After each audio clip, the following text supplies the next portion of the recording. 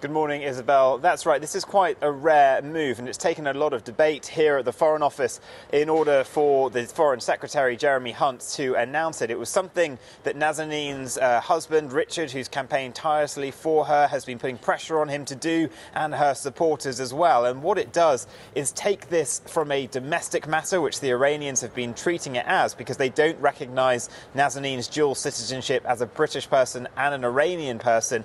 It lifts it to the state level, so it is Britain versus Iran, and it means that in international forums like the United Nations, it's much easier to raise her case and to also get allies to put further pressure on Iran to release Nazanin, who has served her sentence that she was prescribed by the courts and is still being detained with very limited access to her family. And it's hoped that this will be able to give consular officials greater access to her as well. So here's what Jeremy Hunt had to say about it.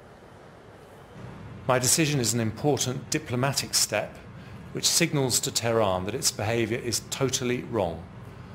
It's unlikely to be a magic wand that leads to an overnight result, but it demonstrates to the whole world that Nazanin is innocent, and the UK will not stand by when one of its citizens is treated so unjustly.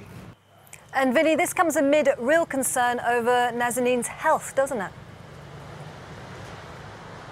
That's right. Nazanin has been incarcerated for a number of years now. She's been held in poor conditions, which have led to physical pain for her. She's had spells as well in solitary confinement. So she's had real mental anguish from all of this. She is suffering from real anxiety. There is also, of course, news that we got in January that there had been pressure put upon her to become a spy for the Iranian regime. And obviously that has taken its toll. But aside from that, she also discovered a lump on her breast a number of months ago and wasn't given the appropriate medical treatment. She had a hunger strike back in January to put pressure on the prison authorities to allow her to access treatment, and that was successful then. She was given that, but obviously we don't know at the moment what the situation is with that, whether or not she needs further treatment. But her family just think that she needs to be released because the toll on all of them, of course, her young daughter Gabriella, who's being looked after by her grandparents in Iran, and her husband Richard here as well, they have limited contact with her. The rules around it change. They do get some phone calls, but at times she has really struggled. So it's hoped that this new diplomatic move might help with her case.